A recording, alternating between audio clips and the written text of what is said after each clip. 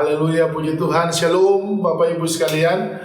Puji Tuhan kita boleh kembali untuk menikmati kemurahan Tuhan.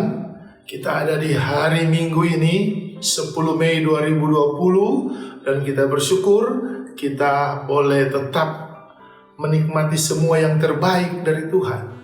Ya, kita bersyukur juga bagi kita yang menjalankan puasa raya kita ini hari yang ke-28. Haleluya. Tetap semangat ya. Tetap kita bersyukur, kita tetap bersuka cita, biar damai sejahtera Allah itu akan tetap menyertai kita semua. Dan kita menikmati dengan seluruh orang-orang yang kita kasihi, Bapak Ibu sekalian. Dan kita ada di rumah masing-masing, ya bersyukur. Kalau tadi kita sudah memuji, menyembah Tuhan, kita sudah memuliakan Tuhan, ya kita sudah menikmati hadirat Tuhan, kita sudah membangun mezbah keluarga kita secara mandiri lewat pujian penyembahan kita, ya bersyukur ya. Kita semua boleh Tuhan izinkan. Dan mungkin Bapak Ibu secara pribadi ada di mana saja yang Tuhan bisa izinkan di hari Minggu ini, ya kita tetap bersyukur juga. Ya, kita dengan keadaan-keadaan yang Tuhan izinkan, tapi kita tetap juga punya hati yang serius dengan Tuhan, fokus dan maksimal untuk memuliakan Tuhan. Ya, kita ada sebagaimana Tuhan bisa izinkan. Saya bersama Ibu Gembala juga bersyukur dengan semua hal yang Tuhan izinkan. Keterbatasan ruang gerak kita, segala hal yang kita melakukan dengan maksimal, ada kalanya masih terbentur dengan begitu banyak hal yang tidak bisa maksimal. Tapi kami tetap bersyukur, bersuka cita, dan kami tetap melakukan hal-hal yang positif, hal-hal yang bisa memuliakan Tuhan. Apalagi di hari-hari puasa ini, saya bersama Ibu Gembala, puji Tuhan, kami memakai tipe Omega dari jam 12 atau jam 00 tengah malam sampai jam 6 sore. Dan di hari yang ke-28 ini kami masih tetap eksis. Belum ada satu hari pun yang bolong, ya, yang bocor. Ya, kami masih tetap mau untuk betul-betul merasakan kemurahan Tuhan. Haleluya Bapak Ibu sekalian. Saya percaya kabar yang baik juga ada di dalam kehidupan kita semua, di tengah-tengah keluarga kita, ataupun di dalam banyak hal yang Tuhan bisa izinkan. Pada kesempatan yang luar biasa ini, Jemaat Divine of Holy Spirit Church yang ada di Kota Bitung atau bahkan dimanapun kita berada, mari kita akan terima kebenaran firman Allah di dalam pelayanan Sunday Service online kita, ya, di dalam virtual ministry gereja kita, DHS Church yang ada di Kota Bitung. Kebenaran firman Allah akan saya ambil dari Lukas 24 ayat 45. Ya, ini satu peristiwa yang terjadi ketika Yesus sudah bangkit, dan mungkin ya 1-2 hari sebelum akan naik ke surga, Yesus bertemu dengan murid-muridnya. Ya, dan untuk itu ada perkataan Yesus yang memang betul-betul membuktikan bagaimana Yesus masih cukup prihatin dengan keberadaan murid-murid di waktu itu. Ya, Lukas 24 ayat 45 ini dikatakan dalam firman Allah, lalu Ia atau Yesus membuka pikiran mereka sehingga mereka mengerti kitab suci. Dalam terjemahan bahasa Indonesia sehari-hari dikatakan, kemudian Yesus membuka pikiran mereka untuk mengerti maksud Alkitab. Haleluya. Ada terjemahan katakan juga, ya versi yang berbeda, Yesus membuka akal mereka. Nah, ini penting Bapak Ibu sekalian. Kenapa? Peristiwa momentum waktu itu menjadi penting bagi Yesus untuk kembali melihat murid-murid yang memang dalam keadaan ketakutan. Ya, dalam keadaan ketakutan mereka bersembunyi di satu tempat di Yerusalem. Waktu itu mereka sedang memperbincangkan, mendiskusikan hal-hal yang berhubungan dengan kebangkitan Yesus. Mereka menerima informasi dari perempuan-perempuan yang berkunjung ke kubur Yesus, tapi mereka temukan bagaimana kubur itu sudah kosong dan ada malaikat Tuhan yang bicara kepada mereka bahwa Yesus sudah tidak ada di situ. Kemudian mereka juga sementara itu berbincang dengan Kleopas dan Simon yang baru kembali secara buru-buru dari Emmaus, karena kedua orang murid Yesus ini juga bertemu dengan Yesus. Bahkan mereka sama-sama ya saling bercakap, ya mereka bahkan makan bersama Yesus untuk menunjukkan bagaimana mereka bertemu dengan Dia. Nah, di waktu itu murid-murid termasuk Petrus dan semua murid yang lain minus tentunya Yudas karena Yudas sudah memilih cara yang berbeda. Dia lebih memilih untuk tentunya merasa nyaman dan aman dengan para ahli Taurat dan orang-orang Farisi serta tentara-tentara Romawi di zaman itu. Makanya Yudas sudah tidak perlu berada bersama-sama dengan murid-murid yang lain. Dan di sini menunjukkan bahwa Yesus waktu hadir di tempat di mana murid-murid sementara berkumpul, dia melihat bahwa murid-murid ini masih belum recovery, dipulihkan dari kondisi mereka. Ya, kalau anak-anak muda sekarang bicara, Petrus dan murid yang lain masih belum move on dari kondisi mereka ketika mereka terpukul, tergoncang, bahkan berkhianat, melarikan diri, menyangkal. Alkitab katakan bahwa semua murid melarikan diri, ya, dengan kondisi itu. Dan ini tentunya membuat Yesus melihat ada potensi setelah Yesus bangkit, masih ada potensi bahwa murid-murid ini belum dipulihkan secara totally. Ya, mereka belum mengalami pemulihan yang seperti Tuhan rindukan. Nah, sehingga Yesus bertemu dengan mereka, ya, dan tentunya mereka kaget. Bahkan ada yang merespon bahwa ini hantu, bahwa mereka juga perlu untuk uji apakah ini betul-betul Yesus. Sehingga Yesus minta segala sesuatu untuk membuktikan dia yang sudah bangkit. Dia minta ikan untuk makan, dia minta supaya mereka melihat dia, bagaimana tangannya, dan bagaimana kakinya, lambungnya, dan semua. Mereka harus buktikan. Karena bagi mereka tidak mungkin Yesus akan lakukan atau akan punya kemampuan untuk bangkit dari orang mati. Karena mereka sudah melihat dengan mata kepala sendiri bagaimana Yesus tidak berdaya ketika disiksa. Ya, setelah ditangkap dan disiksa, disalibkan, dan dia harus mati. Nah, jadi bagi murid-murid Yesus, mereka belum bisa memahami apa yang menjadi alam pemikiran mereka, ya, apa yang mereka lihat, apa yang mereka dengar, dengan segala konsekuensi yang terjadi waktu itu, Bapak Ibu sekalian. Nah, di sini kita belajar, ya, saya punya dua kata penting, ya, menjadi substansi daripada ayat ini. Ya, saya hanya punya dua kata penting dari ayat ini yang kita akan sama-sama belajar. Yang pertama kata membuka, dan yang kedua kata pikiran. Apa yang dimaksud dengan membuka pikiran? Karena kehadiran Yesus bersama murid-murid waktu itu, ya, hanya untuk menunjukkan bagaimana Yesus ingin supaya cara berpikir mereka berbeda dengan apa yang mereka pikirkan sebelumnya. Sehingga Yesus perlu membuka kebuntuan-kebuntuan, ya, yang menjadi pola pikir sempit yang tidak bisa memahami rencana Tuhan dalam hidup mereka. Makanya saya punya dua kata, membuka dan pikiran. Artinya dalam ayat ini, ya, Lukas 24 ayat 45, apa yang dimaksud dengan membuka pikiran? Yang pertama, kata membuka, Bapak Ibu sekalian, dalam terjemahan Yunani memakai kata dianoigo. Ya, artinya dianoigo ini adalah sesuatu yang menerangkan, ya, sesuatu yang membuat mereka paham, mengerti, ya, menerangkan.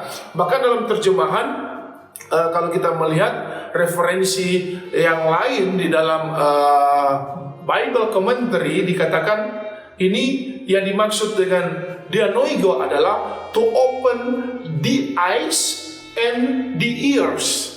Ya, jadi dikatakan dalam Bible Commentary itu to open the eyes and the ears. Artinya untuk membuka dua mata mereka dan untuk membuat dua telinga mereka mendengar. To open the eyes and the ears. Itu dalam Bible Commentary, Bapak Ibu sekalian, ya.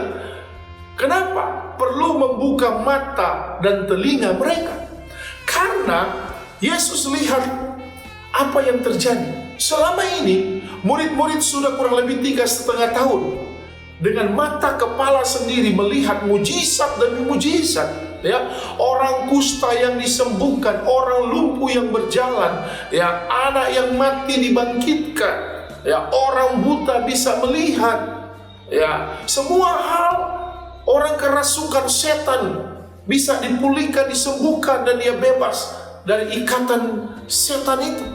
Mereka sudah melihat, bahkan mereka sudah memuji bahwa dia ini anak Allah. Mereka sudah memberi komitmen bahwa mereka menjadi murid yang akan mengikuti dia. Karena mereka sudah saksikan bagaimana hebatnya kuasa Allah yang bisa Yesus lakukan. Bahkan dengan telinga mereka sendiri, mereka sudah dengarkan firman. Bagaimana firman Tuhan itu menubuatkan Yesus sebagai Mesias. Bagaimana firman Allah juga sudah menekankan bahwa dia akan mati tapi akan bangkit di hari yang ketiga. Nah, semua apa yang dilihat oleh murid-murid ini, semua apa yang didengar lewat pengajaran-pengajaran Yesus, termasuk kematiannya, termasuk prosesnya, bagaimana dia akan mengalami penderitaan, penyalipan, sampai dia akan dikuburkan dan nanti bangkit di hari yang ketiga, itu semua Yesus sudah sampaikan. Mereka dengar dengan telinga mereka sendiri. Tapi peristiwa demi peristiwa itu, dan apa yang mereka terima sebagai firman Allah yang diajarkan Yesus tidak pernah membentuk cara berpikir mereka untuk melihat apa yang Tuhan genapi. Sehingga Yesus perlu membuka dianoiko, menerangkan kembali. Bible commentary katakan to open the eyes and the ears, membuka kedua mata dan kedua telinga mereka supaya dengar, tahu apa yang sudah mereka dengarkan, apa yang sudah mereka lihat. Nah, itu kata membuka tadi, dianoiko. Kemudian kata pikiran. Apa yang dimaksud dengan pikiran di sini? Dalam terjemahan Yunani memang itu memakai kata nous,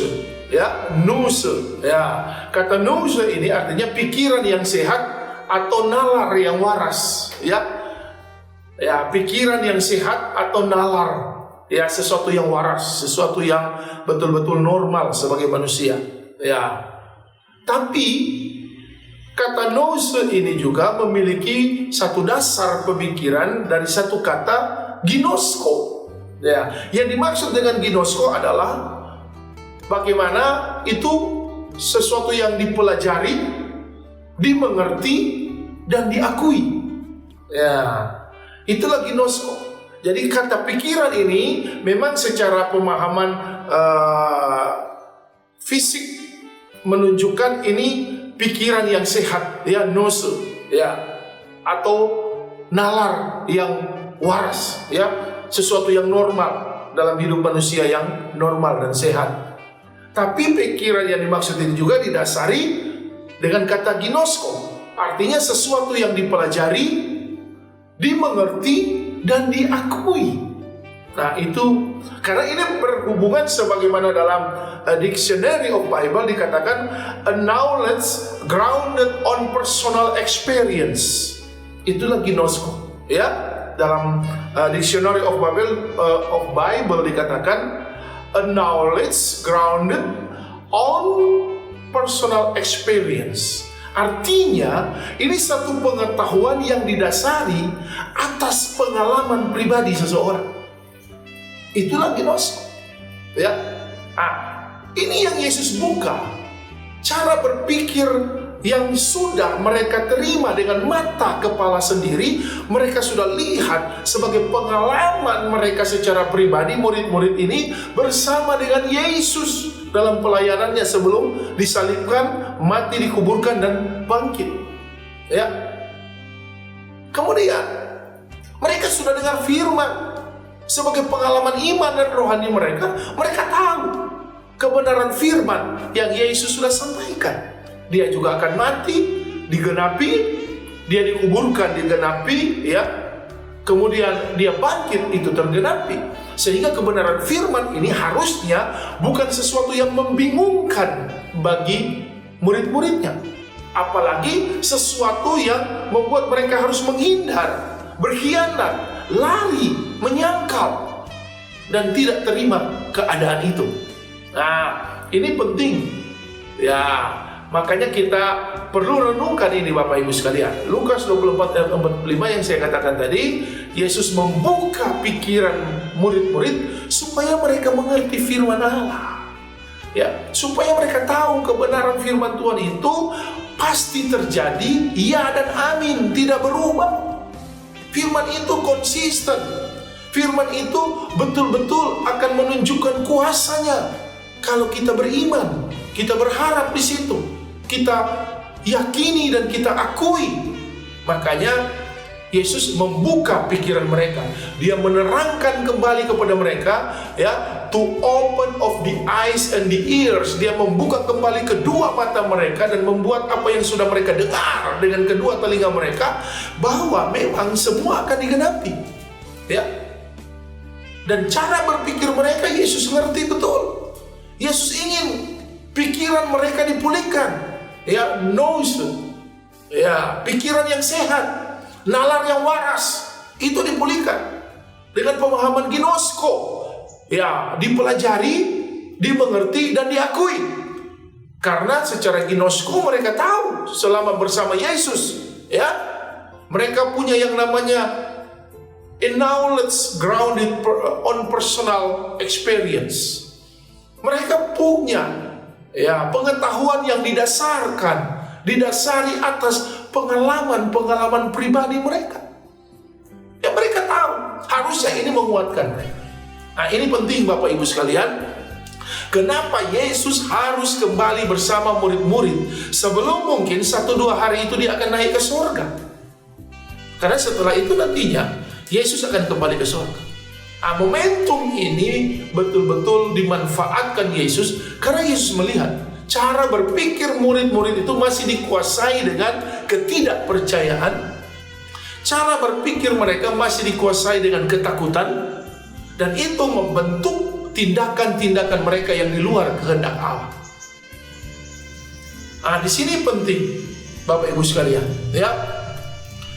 Ada pemahaman yang perlu kita renungkan di sini. Karena waktu itu memang murid-murid sementara, ya, mengalami hal-hal yang kurang menyenangkan. Di antara mereka menyesal sudah menyangkal Yesus. Ada yang merasa bahwa dia tidak layak menjadi murid Yesus.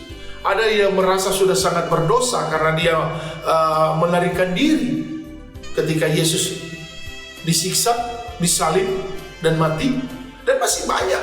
Hampir semua murid-murid waktu itu, ya, semua boleh dikata memiliki dampak-dampak yang tidak seperti Tuhan rindukan. Maka momentum yang terakhir ini sebelum Yesus kembali ke sorga, ini betul-betul dimanfaatkan Yesus Kristus untuk membuka pikiran mereka, ya, supaya mereka juga kembali memahami apa yang harusnya mereka bertanggungjawabkan sebagai seorang yang mendapatkan kesempatan menjadi murid Yesus Kristus. Nah, Bapak Ibu sekalian, Yesus punya pengalaman dalam pelayanan bersama dengan murid-muridnya.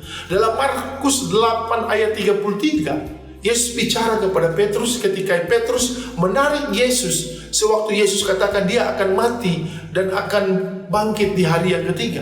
Tapi Petrus secara spontanitas, ya, menarik Yesus seakan-akan ingin berkata bahwa itu tidak mungkin terjadi.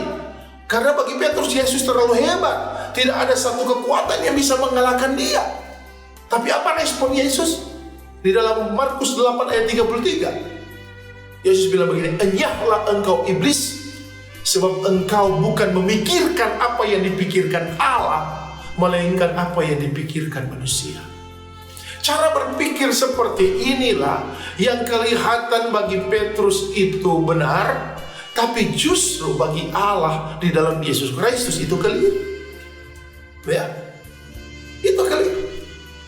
Sehingga Yesus tahu bagaimana pengalaman bersama mereka, murid-murid ini. Ya, Yesus mengerti murid-murid ini memiliki cara berpikir dengan berbagai macam latar belakang dan masih punya tujuan bukan untuk memuliakan Tuhan. Ya, mereka masih memiliki euforia hanya untuk merasa bahwa mereka hebat, mereka luar biasa karena mereka mengikut Yesus dan Yesus bisa melakukan perkara-perkara yang begitu hebat, begitu ajaib. mujizat demi mujizat, dan tidak ada orang lain yang bisa sehebat itu. Tidak ada pemimpin-pemimpin agama di waktu itu yang bisa memiliki reputasi dan juga cara-cara yang dilakukan seperti yang Yesus lakukan.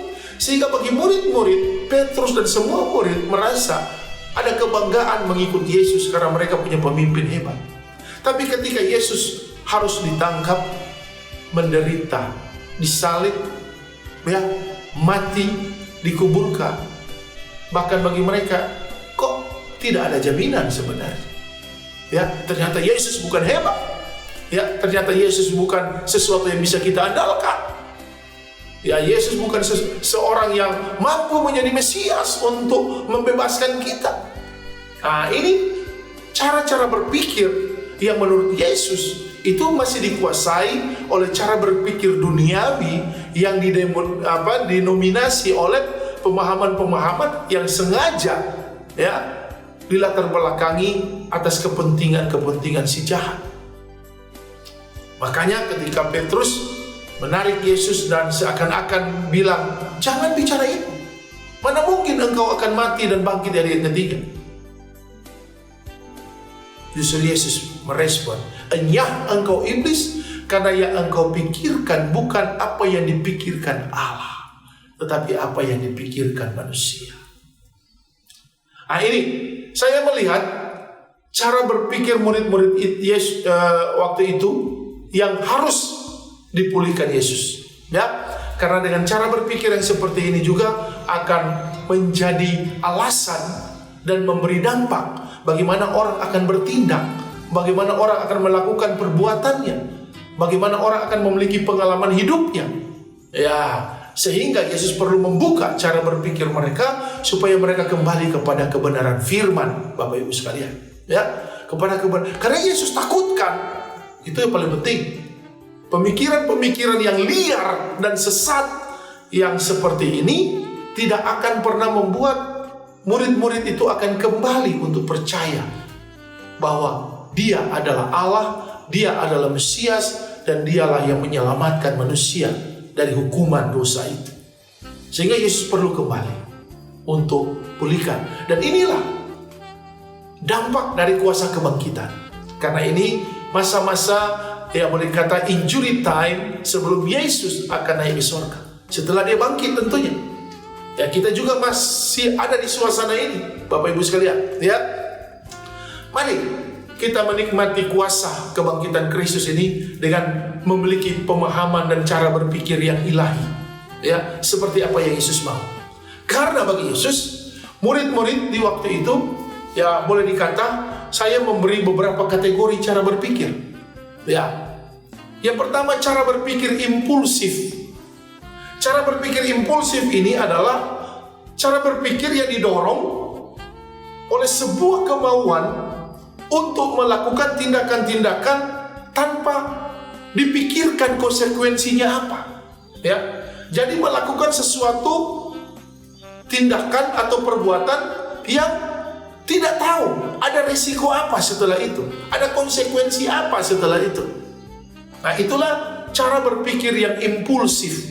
Ya, bagaimana seseorang didorong dengan cara berpikir untuk bertindak atau melakukan tindakan-tindakan tanpa dia pikirkan resikonya akan seperti apa, konsekuensinya akan bagaimana.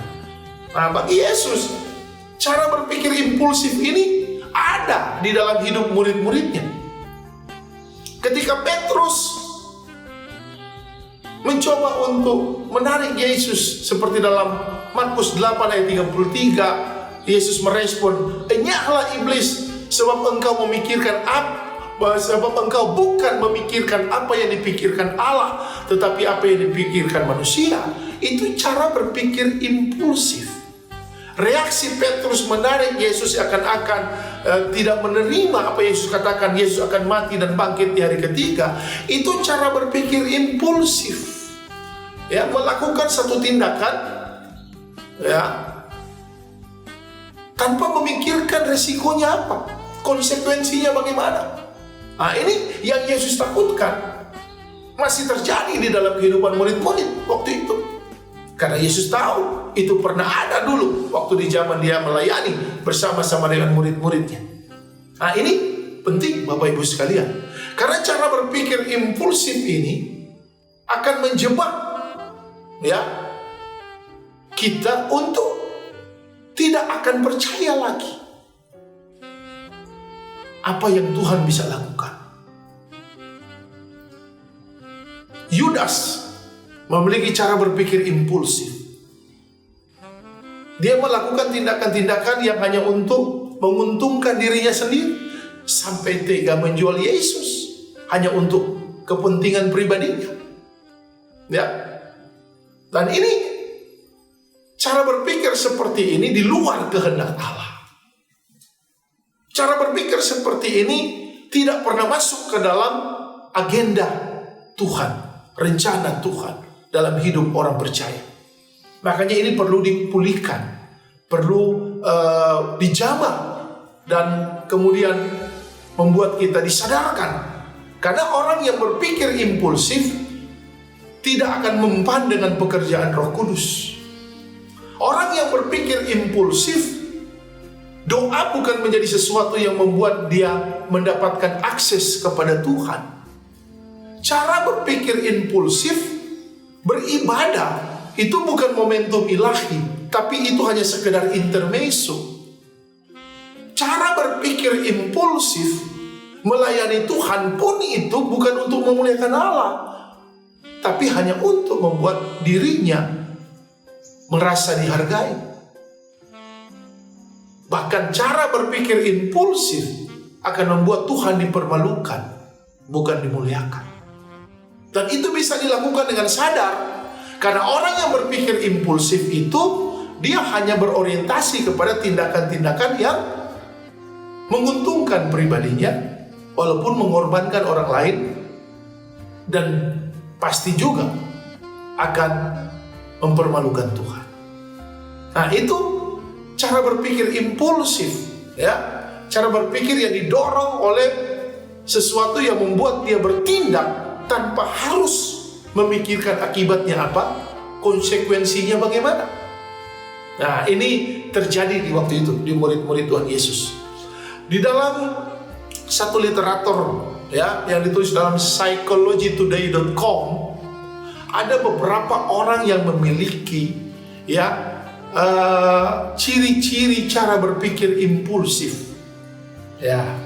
Dari penelitian mereka, ahli-ahli di bidang ini, dan kemudian dirilis dalam psychologytoday.com, Bapak Ibu jemaat Tuhan, ada beberapa ciri-ciri orang yang punya cara berpikir impulsif. Pertama, dia inkonsistensi, labil. Kedua, irasional. Dia memiliki cara bertindak dengan tanpa alasan dan nalar yang kuat atau apalagi pasti. Jadi istilahnya tiba saat tiba akal. Nah, itu orang yang punya pemahaman dan cara berpikir impulsif. Dia labil, inkonsistensi, irasional, tanpa ada alasan nalar yang pasti dan kuat untuk dia bertindak. Kemudian dia mudah berspekulasi, gambling minded. Mudah sekali berspekulasi, gampang sekali berspekulasi. Bahkan harga dirinya sekalipun dispekulasi. Itu cara orang berpikir impulsif. Kemudian dia didominasi oleh negative thinking oriented. Berorientasi pada pemikiran-pemikiran yang negatif. Sehingga bagi orang yang cara berpikirnya impulsif, melakukan hal-hal yang permisif, yang menghalalkan segala cara, itu normal. Karena dia merasa dia melakukan tindakan tanpa beresiko kok. Apa yang kita melakukan resikonya tidak dipikirkan, konsekuensinya tidak dipikirkan. Nah, ini orang yang berpikir impulsif. Dan menurut psychologytoday.com dikatakan juga, orang yang punya cara berpikir impulsif itu akan hedonis. Ya, dia merasa puas dengan hal-hal yang membuat dia melampiaskan itu sebagai satu pelarian. Kalau dia bisa belanja, shopping, menghamburkan uang, membeli hal-hal yang tidak penting, tapi dia rasa itu dia puas dan lain sebagainya. Ya, karena dia bisa dapat uang dengan menghalalkan segala cara. Ya, banyak orang dengan menjual diri bisa dapat uang. Banyak orang supaya bisa membangun hubungan dengan cara yang tidak pantas agar supaya dia bisa punya jaminan keuangan. Ya, berapa banyak rumah tangga retak, berapa banyak profesi hancur karena orang mencari uang dengan cara-cara yang tidak layak. Ya, dia membangun hubungan secara perselingkuhan supaya dia aman mendapat income karena ada yang jamin. Padahal itu mengganggu rumah tangga orang, mengganggu istri orang, mengganggu suami orang, dan lain sebagainya. Ya, karena untuk memenuhi ya cara berpikir impulsifnya, dia hedonis, membelanjakan hal-hal yang tidak penting, menghambur-hamburkan uang hanya untuk kepuasan sebagai satu pelarian sebenarnya. Pelarian untuk menyenangkan diri karena dirinya merasa tertekan dan tertuduh dengan perbuatan-perbuatan dan cara berpikir yang impulsif. Nah, di kalangan murid-murid juga ada seperti itu. Ya, Yudas sanggup menjual Yesus hanya untuk supaya dia punya kepuasan mendapatkan uang. Dia bisa berkhianat seperti itu karena dia merasa itu normal bagi cara berpikir impulsif. Nah, ini penting. Kemudian menurut psychologytoday.com dikatakan cara berpikir impulsif di zaman modern ini sudah bervariasi.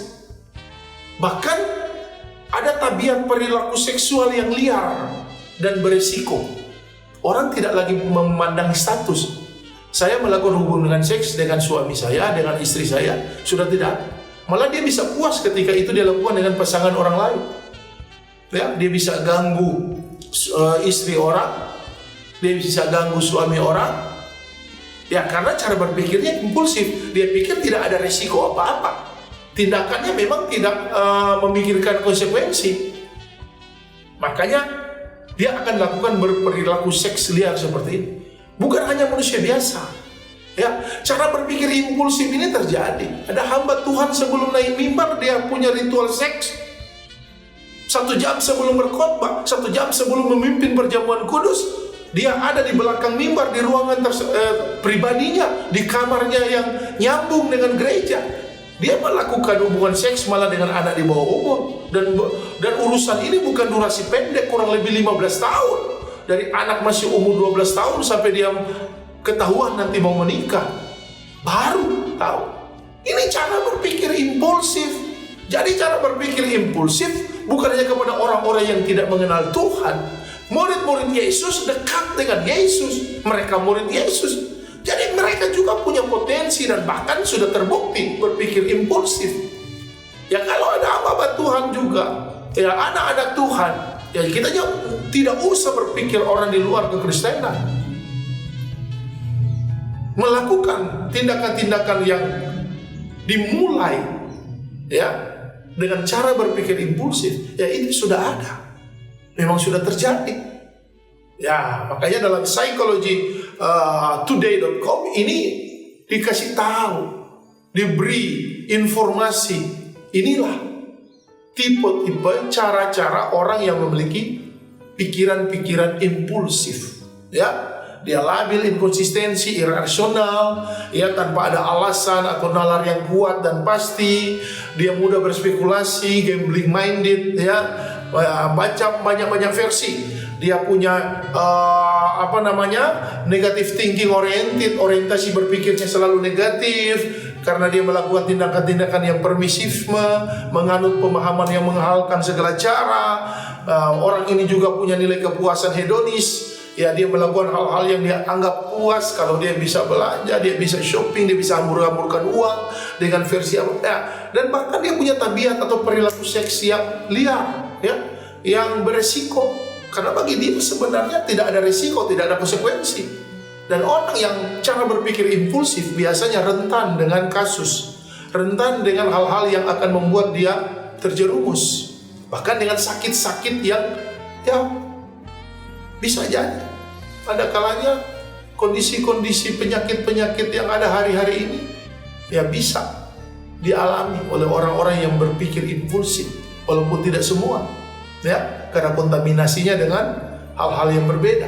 Tapi itulah hal-hal yang penting, ya. Makanya dari psychologytoday.com ini dikatakan ada satu terapi untuk membuat orang bisa meminimalisir cara berpikir impulsif, bahkan dia bebas dari cara berpikir impulsif ini, ya. Terapi itu dikatakan atau dinamakan dengan cognitive behavior therapy. Ya, itu terapi bicara tentang kognitif, akal kita, cara berpikir kita, dan behavior, perilaku kita, tabiat kita. Ya, jadi cognitive behavior therapy ini, ya, atau terapi tentang hal-hal yang sifatnya kognitif, apa yang kita pikirkan di akal kita, dan juga perilaku, behavior, ini bisa membantu. Ya, tapi yang paling pasti kita harus kembali kepada firman Allah. Yesus membuka pikiran murid-muridnya supaya mereka kembali kepada firman Tuhan. Ya, mereka dikatakan harus ginosko cara berpikirnya, mempelajari, mengerti, dan mengakui bahwa firman Tuhan itu sesuatu yang terjadi dalam hidup mereka dan harus menjadi pengalaman, ya, pengetahuan yang hadir dalam setiap pribadi mereka. Ginosko itu harus dipelajari, mereka mengerti, dan mereka akui, ya. A knowledge grounded on personal experience harus menjadi pengetahuan yang didasari atas pengalaman pribadi. Ya, jangan sama sekali kita terjebak dengan cara berpikir impulsif. Kemudian ada cara berpikir konservatif. Apa yang dimaksud dengan cara berpikir konservatif? Cara berpikir yang sifatnya mempertahankan status quo, ya. Dia memelihara kenyamanan, tidak mau lagi untuk menerima hal-hal yang membuat dia harus melakukan sesuatu yang lebih dari yang sudah ada. Dia nyaman, status quo. Ini cara berpikir konservatif. Yesus takut jangan-jangan Petrus dan murid-murid yang lain yang berkumpul di Yerusalem secara sembunyi-sembunyi, mereka akan melahirkan cara berpikir konservatif. Mereka akan pilih rasa nyaman dan aman. Karena mereka sudah lihat Yudas sudah menjual, sudah berkhianat, dia di luar aman-aman saja. Dia masih bergaul dengan tentara Romawi, dia diterima baik oleh Pilatus, ya. Dia masih bisa berteman dengan para ahli Taurat, orang Farisi, ya, tua-tua Yahudi. Artinya bagi Petrus dan murid-murid yang lain, mereka merasa cara berpikir konservatif akan membuat mereka terjamin, terima status quo, ya, dan tidak perlu ada resiko untuk menderita, untuk ditangkap oleh pasukan Romawi, tidak perlu untuk merasa diasingkan dalam pergaulan Yahudi. Ya sudah, terima aja rasa nyaman itu. Yesus takutkan murid-murid pada waktu itu memiliki cara berpikir konservatif seperti itu. Bapak Ibu sekalian, jemaat Divine of Holy Spirit Church, kita juga jangan sampai terjebak dengan cara berpikir yang konservatif, ya. Kita harus mampu untuk keluar dari jebakan-jebakan yang membuat kita merasa yang ada hari ini, ya sudah, saya toh sehat, saya toh merasa tidak ada masalah, ya. Apa yang saya mau saya dapat, apa yang saya minta saya bisa dapati, ya, miliki, ya. Segala sesuatu bagi saya easy going, no problem. Saya nyaman. Untuk apa mencari resiko? Untuk apa mencari kesulitan? Bapak Ibu, kondisi COVID-19 ini membuat kita yang dari rasa nyaman membuat jadi was-was, ya. Kita menjadi khawatir. Ini penting. Yesus takut Jangan sampai murid-murid waktu itu dengan kondisi yang ada, karena mereka belum terbuka cara berpikir mereka, ya, mereka masih belum bisa memahami apa yang terjadi dengan Yesus, sehingga mereka akan pilih seperti Yudas, ya. Karena akan banyak orang secara psikologi dan secara alam berpikir normal, mereka akan lebih pilih aman-aman saja lebih baik daripada kita berisiko untuk hidup, ya. Untuk menjalankan hal-hal yang kita rasa itu sesuatu yang status quo, yang kita merasa itu sesuatu yang normal. Padahal bagi Yesus, seorang anak Tuhan, bagi orang percaya, hidupnya harus progresif, sehingga kenyamanan tidak akan pernah membendung potensi dan kesempatan dia untuk lebih baik. Orang yang merasa nyaman, dia sudah menutup kemungkinan menjadi lebih baik, menjadi lebih hebat, menjadi luar biasa, karena dia merasa comfort zone-nya sudah membuat dia terasa seperti inilah hidup saya. Yesus takutkan murid-murid waktu itu mengambil sikap karena melihat Yudas lebih nyaman dari mereka. Yudas lebih aman dari mereka. Ya, Yudas lebih diterima oleh semua orang, lebih punya koneksi dengan pemerintah berkuasa zaman itu, para tentara Romawi. Karena bagi murid-murid, kalau mereka mencoba untuk expose dan juga menantang segala sesuatu yang bisa mereka hadapi, mereka akan bisa bernasib seperti Yesus, ditangkap, disiksa, bahkan bisa dibunuh, ya. Dan ini membuat punya alasan untuk lebih memilih cara berpikir konservatif. Nah, orang yang berpikir konservatif adalah orang yang tidak pernah mau bertindak dengan iman yang benar-benar progresif, ya. Iman yang membawa dia untuk lebih hari lebih baik, ya. Karena dia akan berdiam di situ, di titik itu. Dia tidak punya sesuatu yang bisa di-upgrade. Padahal rencana Tuhan bagi kita itu lebih dari pemenang. Kita bukan hanya dibuat pemenang, lebih dari pemenang. Ada sesuatu yang harus dikerjakan oleh Tuhan agar hidup kita menjadi lebih baik dari sebelum. Nah, cara berpikir konservatif seperti ini, Bapak Ibu sekalian, bisa mempengaruhi siapapun. Ya, ada anak-anak Tuhan, hamba-hamba Tuhan yang lebih memilih rasa nyaman seperti ini. Ya, status quo, comfort zone yang dia rasa tidak perlu kemana-mana.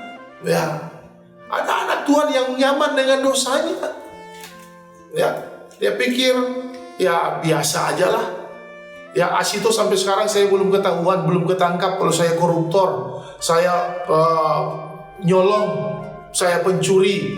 Ya, Asito sampai sekarang saya nyaman, saya tidak terganggu, tidak ada apa-apa. Ya, saya mau berzina, mau selingkuh, ya saya mau melakukan tindakan-tindakan yang menyalahi iman saya, biasa aja. Ya, Asito kalau saya dapat pendapatan dari hasil pencuri saya, korupsi saya, hasil manipulasi saya, hasil tipu orang saya, ya nantilah saya bawa persembahan ke gereja. Dan dia merasa aman dengan itu, mempertahankan pemikiran konservatif. Asikat saya belum ketahuan. Ya, saya mengganggu istri orang, ya, saya mengganggu suami orang, saya melakukan hal-hal yang seperti cara berpikir impulsif tadi, ya, tabiat seks yang liar dan beresiko, ya, saya memikat lawan jenis saya, ya, dengan apa yang saya anggap hebat, apa yang saya anggap itu yang saya bisa explore, ya, saya menjual mungkin, ya, sesuatu yang menjadi, ya, sex appeal, ya, daya tarik seperti itu. Ya, kadang-kadang kita anggap kita nyaman. Apa-apa Tuhan, ada apa Tuhan, tapi yang nyaman dengan perilaku dosa. Cara berpikir konservatif, dia nyaman, status quo. Dia rasa, ya walaupun saya berdosa tapi jemaat saya bertambah, income gereja saya bertambah, gereja saya dilihat bagus. Iya kan? Ada yang seperti itu.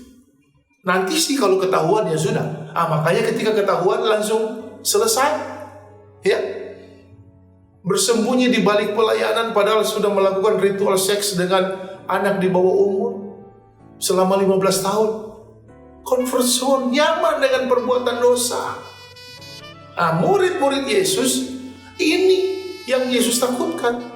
Jangan mereka merasa nyaman ketika mereka melihat ada role model Yudas. Itu role modelnya. Ya, Yudas nyaman dengan pengkhianatannya. Dia nyaman dengan menikmati hasil menjual Yesusnya. Dia nyaman karena punya akses dengan para petinggi-petinggi Yahudi. Ya, dia merasa nyaman seperti itu. Ini penting. Jangan sampai kita merasa aman dengan hal-hal yang seperti ini. Cara berpikir konservatif ini memang ya sesuatu yang perlu kita koreksi. Bagi sebagian orang merasa baik, aman, tapi bagi rencana Allah ini sesuatu yang perlu dikoreksi. Makanya Yesus hadir di waktu murid-murid sementara bersembunyi. Dia datang di situ supaya dia bisa menyampaikan bagaimana supaya murid-murid tidak terjebak nantinya dengan cara berpikir konservatif. Ya, maka dia membuka cara berpikir mereka. Kemudian Bapak Ibu sekalian, ini penting. Ya, cara berpikir yang konstruktif. Ya, inilah yang kita perlu pahami. Ya, di mana cara berpikir konstruktif ini, ya, ini sifatnya untuk membina, ya, sifatnya untuk membuat orang supaya bisa belajar untuk menjadi lebih baik. Ini cara berpikir konstruktif. Cara berpikir yang membawa orang kepada pertobatan, bukan kepada kebiasaan. Cara berpikir untuk membuat orang diedukasi, bukan dijustifikasi. Ya. Ini penting. Ini yang Yesus rindukan supaya murid-murid di waktu itu mereka memiliki cara berpikir yang konstruktif. Ya.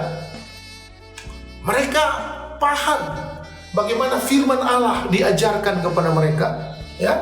Supaya untuk membuat mereka berubah dari keadaan sebelumnya, dari cara berpikir sebelumnya.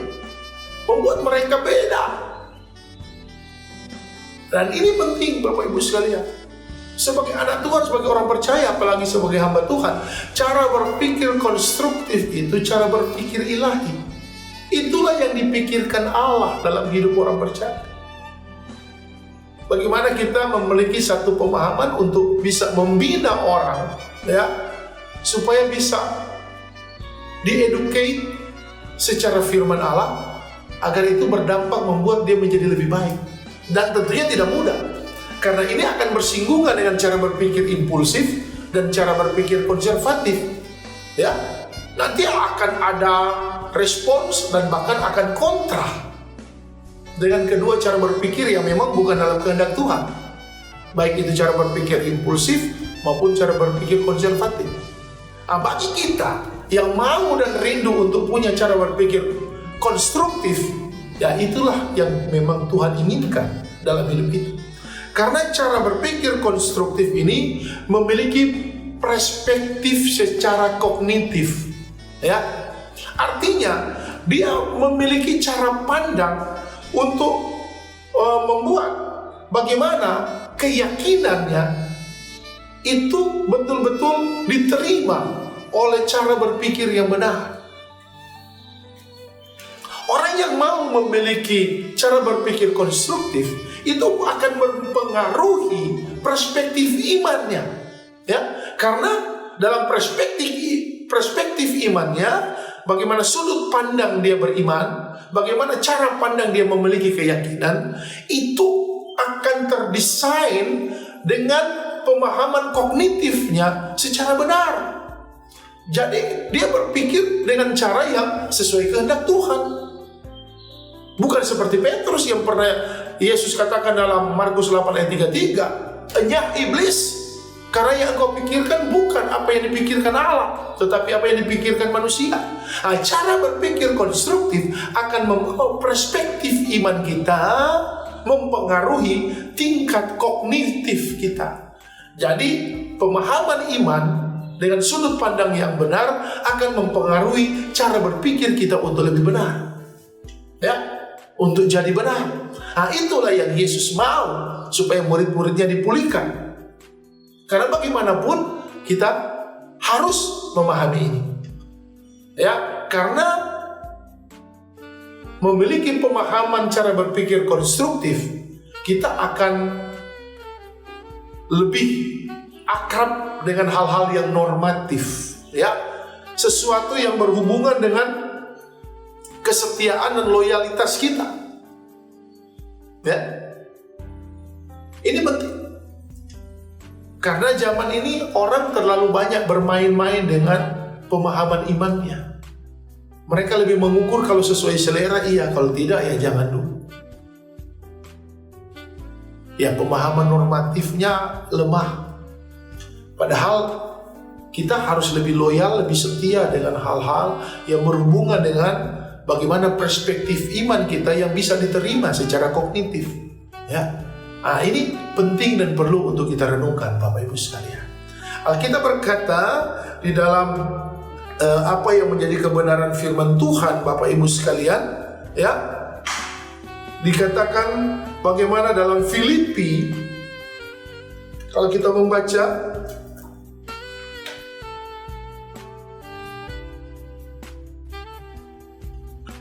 Filipi pasal yang keempat,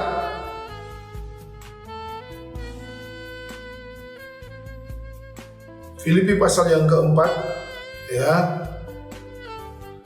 dikatakan ayatnya yang ke-7, Filipi 4 ayat yang ke-7, damai sejahtera Allah yang melampaui segala akal akan memelihara hati dan pikiranmu dalam Kristus Yesus. Filipi 4 ayat 7 jelas, damai sejahtera Allah yang melampaui segala akal akan memelihara hati dan pikiranmu di dalam Kristus Yesus. Terjemahan bahasa Indonesia sehari-hari katakan begini, Filipi 4 ayat 7. Maka sejahtera Allah yang tidak mungkin dimengerti manusia akan menjaga hati dan pikiranmu yang sudah bersatu dengan Kristus Yesus. Ada kalanya satu pengalaman untuk membuat kita memiliki damai dan rasa sejahtera dalam hidup kita, itu kita ukur dengan cara berpikir kita secara impulsif dan konservatif, ya. Ada kalanya kita lakukan seperti itu karena kita belum bersatu dengan Kristus. Kita belum hidup di dalam cara berpikir Kristus.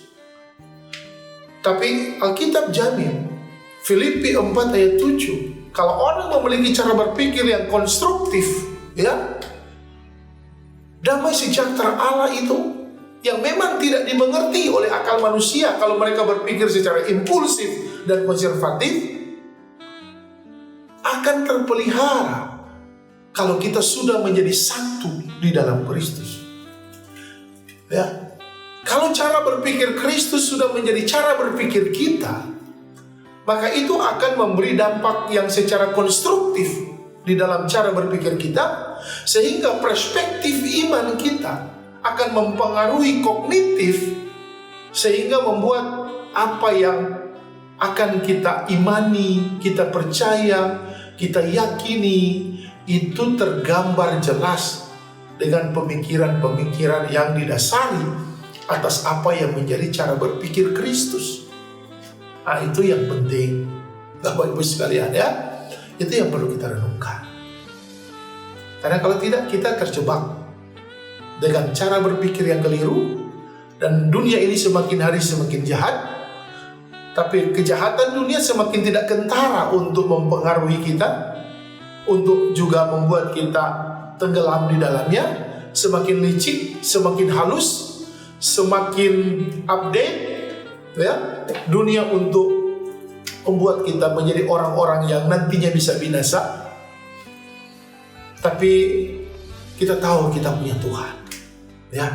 Roh Kudus ada bersama kita untuk memberi kita sesuatu yang membawa kita untuk paham, untuk lebih memperjelas ya bagaimana Roh Kudus menolong kita supaya kita sesuai dengan cara berpikir Kristus. Karena memang ada kalanya di luar akal. Apalagi orang yang punya pikiran impulsif dan konservatif. Tidak mampu mereka pahami cara berpikir Kristus. Makanya perlu kita yang berinisiatif secara perspektif iman supaya mempengaruhi tingkat kognitif kita agar kita seperti cara berpikir Kristus. Itu penting. Dan satu ayat yang saya sampaikan dalam 1 Korintus 2 ayat 16b dikatakan begini, tapi kami memiliki pikiran Kristus. 1 Korintus 2 ayat 16b dalam terjemahan bahasa Indonesia sehari-hari dikatakan, kitalah yang mempunyai pikiran yang sama seperti Kristus.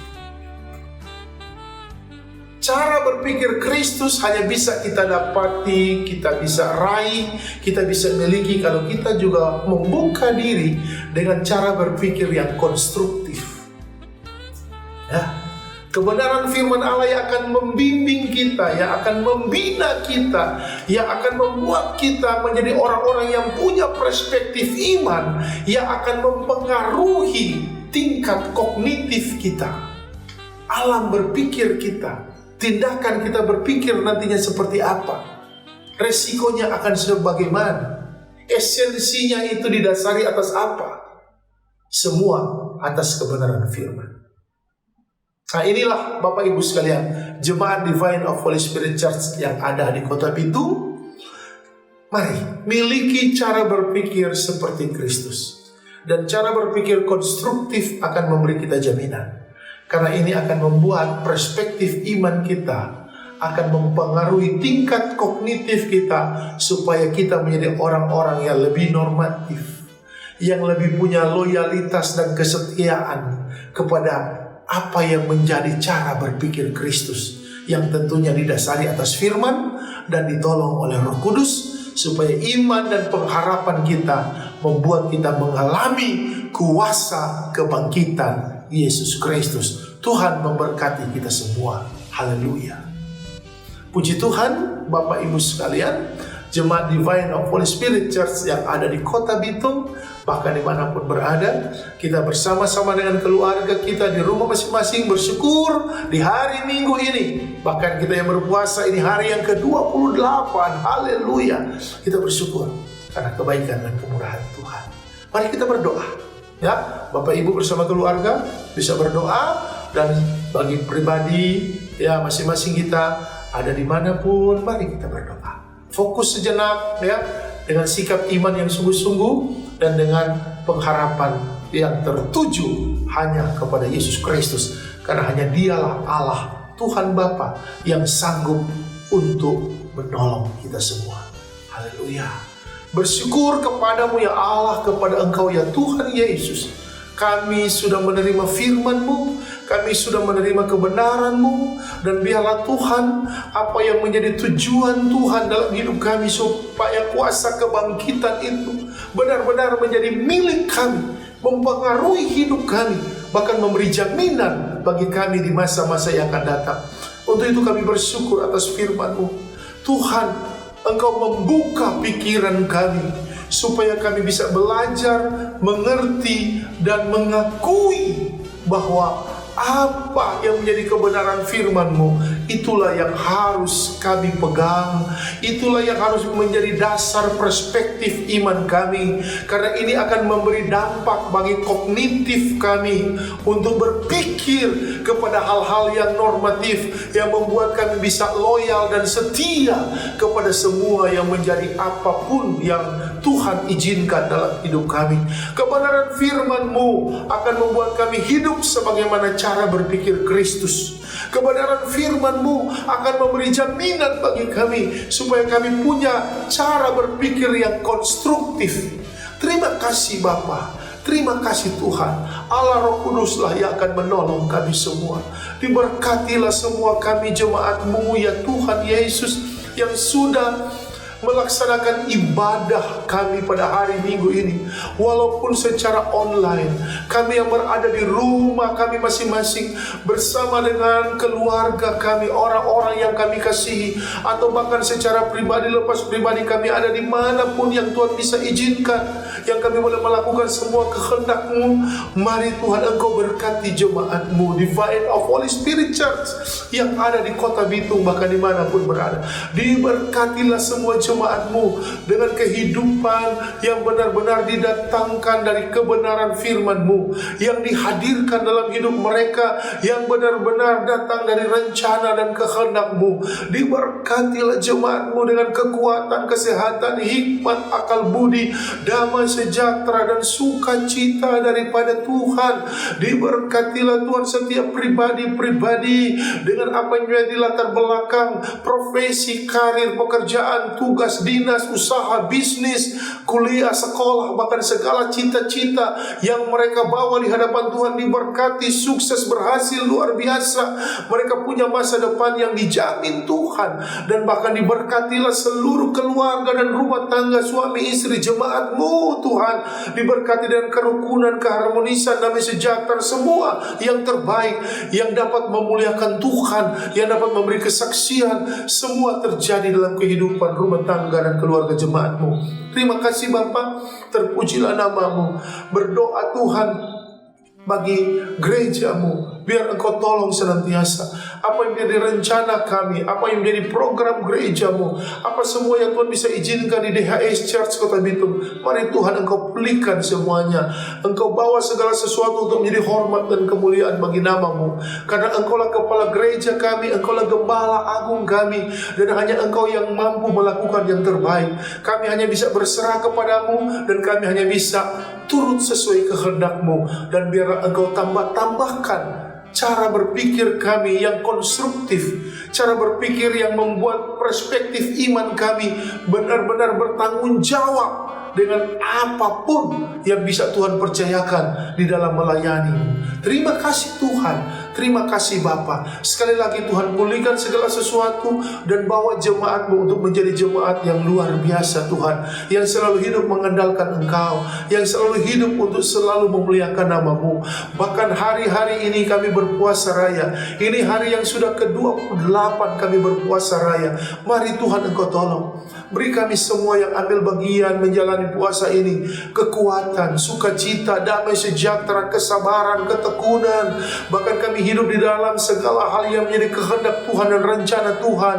Dan kami tahu tidak percuma dan tidak sia-sia ketika kami melakukan apa yang dikehendaki oleh Tuhan. Dan untuk itu Bapa Sorgawi, kami percaya Tuhan, kami sungguh-sungguh beriman dan berharap Engkau pasti melakukan yang terbaik dalam hidup kami, anak-anak Tuhan, jemaat Divine of Holy Spirit Church di Kota Bitung yang melaksanakan dan menjalankan puasa rayanya. Terima kasih Tuhan, terima kasih Bapa. Terlebih kami sungguh-sungguh berdoa, biar Tuhan yang menolong semua jemaat. Hindarkan, jauhkan dari setiap potensi-potensi penularan sakit penyakit apapun, termasuk COVID-19. Kami diproteksi dan dilindungi Tuhan, karena kami tahu kami akan hidup dengan cara berpikir yang benar, yang sesuai dengan cara berpikir Kristus, yang membawa kami ke dalam pemahaman iman yang lebih dewasa dan sungguh-sungguh. Untuk itu beri kami kesehatan dan kekuatan, supaya kami bisa buktikan itu semua. Terima kasih Tuhan. Engkau juga berkati jemaat-Mu dalam segala hal, dalam segala perkara, pergumulan, persoalan, masalah apapun, dengan versi apapun Tuhan, mari Engkau tolong, Engkau ubahkan dan pulihkan, biar mereka boleh melihat pertolongan Tuhan yang luar biasa itu, mendatangkan mujizat demi mujizat. Mereka yang sakit disembuhkan, mereka yang bergumul dipulihkan, mereka yang butuh berkat-berkat Allah dicurahkan yang berlimpah, dan segala sesuatu untuk hormat dan kemuliaan bagi nama-Mu, segala sesuatu untuk menjadi berkat bagi banyak orang. Terima kasih Tuhan, terima kasih Yesus, terpuji-pujilah nama-Mu. Kami bersyukur atas ibadah kami yang boleh kami lakukan di hari Minggu ini 10 Mei 2020. Kami bersyukur Tuhan, walaupun dengan segala keterbatasan, kekurangan, tapi kami tahu hadirat-Mu menyempurnakan segala sesuatu, dan firman-Mu juga memulihkan segala sesuatu, sehingga kami boleh melakukan untuk memuliakan Tuhan. Kami melakukan bukan hanya untuk supaya Tuhan yang ditinggikan, Tuhan yang diagungkan. Terima kasih Bapa, sempurnakan Tuhan semuanya, baik itu mezbah keluarga kami lewat pujian penyembahan, mezbah pribadi kami juga Tuhan lewat pujian penyembahan dan doa-doa kami, semua disempurnakan. Sempurnakan pelayanan hamba-Mu, sempurnakan firman-Mu, dan sempurnakan semuanya untuk hormat dan kemuliaan bagi nama-Mu. Terima kasih Bapa. Dan jemaat Tuhan, terimalah damai sejahtera dan berkat yang berlimpah-limpah dari Allah Bapa kita, kasih karunia dan anugerah keselamatan kekal di dalam Yesus Kristus Tuhan kita, penyertaan, penghiburan, dan kekuatan dari Allah Roh Kudus akan terus menyertai kita semua, mulai dari detik hari Minggu ini sampai Maranatha. Tuhan Yesus datang kembali kedua kalinya menjemput anak-anak Tuhan yang tetap setia beriman, beribadah, melayani, dan hidup di dalam pembelaan dan pertolongan Tuhan. Haleluya. Amin. Puji Tuhan Bapak Ibu sekalian. Tuhan Yesus memberkati kita semua, dan tentunya kita bersyukur karena kita boleh beribadah ya di hari Minggu ini. Kita juga boleh berpuasa raya. Ini juga makanan rohani kita ya, firman Tuhan di hari Minggu ini, di hari yang ke-28 puasa raya kita. Tetap semangat Bapak Ibu sekalian, tetap memikirkan hal-hal yang ada di dalam kehendak Tuhan.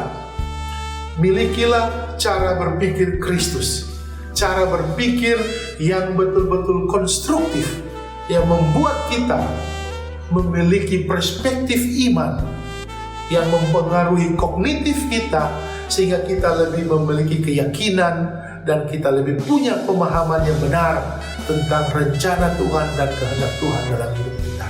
Saya dan Ibu Gembala tentunya terus punya kerinduan dan selalu berdoa ya, untuk kita boleh melaksanakan hal-hal yang menyenangkan hati Tuhan, yang membahagiakan orang lain, yang membuat diri kita sendiri penuh dengan sukacita, karena kita bisa bertindak dengan tulus, dan segala sesuatu tentunya akan memberi dampak-dampak yang dahsyat dan luar biasa bagi kita semua.